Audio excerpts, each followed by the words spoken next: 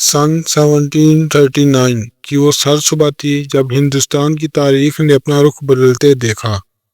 مغل سلطنت جو کبھی دنیا کی عظیم ترین سلطنت کہلاتی تھی، اب کمزور ہو چکی تھی، اور اسی کمزوری نے ایشیا کے ایک سخت مزاج مگر ذہین جنگجو کو موقع فراہم کیا۔ نادر شاہ ایران کا شاہ، جو اپنی جنگی صلاحیت، سخت مزاجی، غیر معمولی جرأت اور بے رحم فیصلوں کی وجہ سے پورے ایشیا میں مشہور تھا۔ اورنگزیب عالمگیر کی وفات کے بعد ہندوستان کی عظیم مغلیہ سلطنت ٹوٹ پھوٹ کا شکار ہو چکی تھی۔ ہر جگہ بغاوتیں تھیں، صوبیدار خود مختار بنتے جا رہے تھے، بادشاہ کمزور تھے اور دربار سازشوں سے بھرا ہوا تھا۔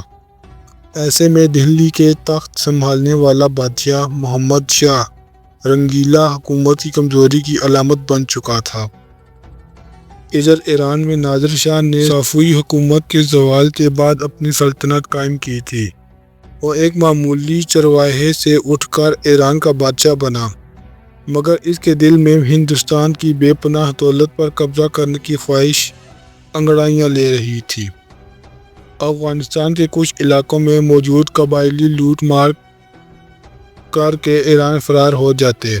نادر شاہ نے کئی بار محمد شاہ کو خط لکھا کہ وہ ان باغیوں کو گرفتار کرے، مگر دلی سے کوئی جواب نہ آیا۔ نادر شاہ کے لیے یہی بہانہ کافی تھا۔ اس نے ایران کی عظیم فوج کو جمع کیا اور ہندوستان پر چڑھائی کا فیصلہ کیا۔ حملے کی پیش قدمی۔ نادر شاہ نے برق رفتاری سے حملہ کیا۔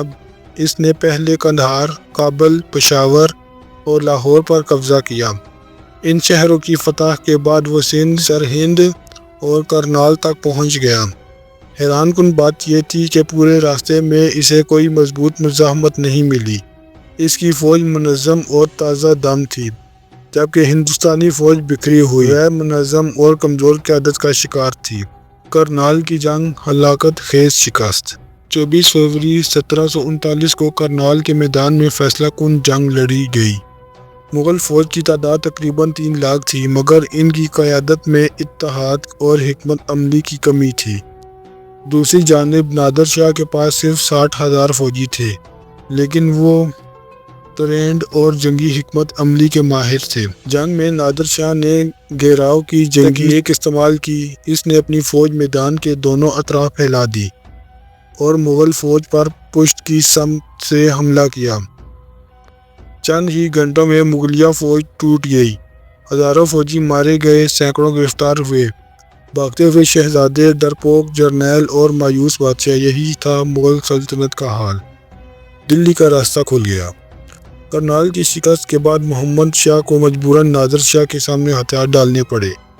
نادر شاہ نے محمد شاہ کو قیدی نہیں بنایا، بلکہ چالاکی سے اسے اپنے ساتھ دلی واپس جانے کا حکم دیا، تاکہ دارالحکومت پہنچ کر بغیر مزاحمت کے سلطنت پر کنٹرول حاصل کیا جا سکے۔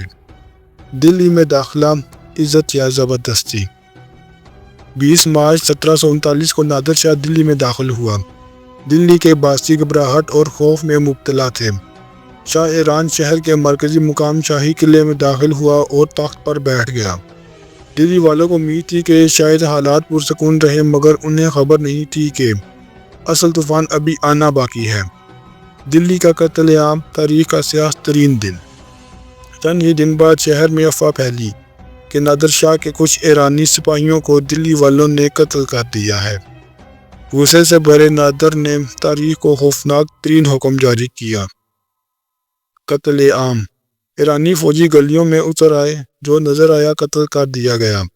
بازاروں میں خون بہہ رہا تھا، گھروں میں لاشوں کے ڈھیر لگ گئے، عورتیں رو رہی تھیں، بچے چیخ رہے تھے، بوڑھے ہاتھ جوڑ رہے تھے، مگر کسی پر رحم نہ کیا گیا۔ صرف 6 گھنٹوں میں تقریباً 30,000 لوگ قتل کر دیے گئے۔ دلی کے بازار اجڑ گئے۔ اس دن دلی میں انسانیت کی روح کانپ اٹھی۔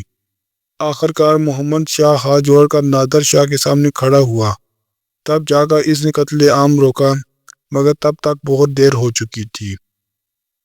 لوٹ مار، دولت بہہ نکلی۔ قتل عام کے بعد نادر شاہ نے اعلان کیا کہ اگر دلی کے لوگ اپنی جان بچانا چاہتے ہیں تو ساری دولت ایرانی فوج کے حوالے کر دیں۔ پھر شروع ہوا تاریخ کا سب سے بڑا خزانہ لوٹنے کا واقعہ۔ شاہی خزانے کے ہیرے جواہرات، سونا چاندی، قیمتی تلواریں سب لے لیے گئے۔ تخت طاؤس، مغل بادشاہت کا نشان، ایران منتقل کر لیا گیا۔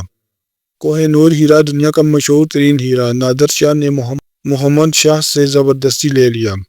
کہا جاتا ہے کہ اتنی لوٹ مار ہوئی کہ ایران واپسی پر نادر شاہ نے 3 سال تک ٹیکس ختم کر دیا، کیونکہ خزانہ اتنا زیادہ تھا کہ پوری سلطنت کے لیے کافی تھا۔ واپسی اور انجام: نادر شاہ تقریباً 2 مہینے دلی میں رہا، پھر محمد شاہ کو تخت پر دوبارہ بٹھا کر واپس ایران روانہ ہو گیا، مگر دلی کی تباہی کا نشان رہتی دنیا تک چھوڑ گیا۔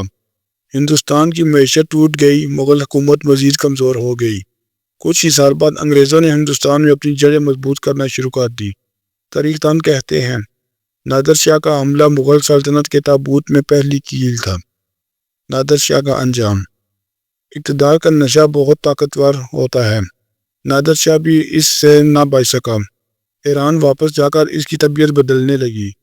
وہ ظالم سے ظالم تر ہوتا گیا، اپنے جرنیلوں پر شک کرنے لگا، اپنے مخالفین کو قتل کروانے لگا۔ آخرکار 1747 میں اپنے ہی باڈی گارڈ کے ہاتھوں قتل ہو گیا۔ سبق: نادر شاہ کا حملہ ایک بادشاہ کی طاقت اور لالچ کی کہانی ہے، اور ایک کمزور سلطنت کی بربادی کا ثبوت بھی۔ یہ ہمیں سکھاتا ہے کہ کمزور قیادت قوموں کو تباہ کر دیتی ہے۔ دولت اور غرور ہمیشہ انجام کو لے آتے ہیں۔ اتحاد نہ ہو تو بڑی سلطنتیں بھی مٹ جاتی ہیں۔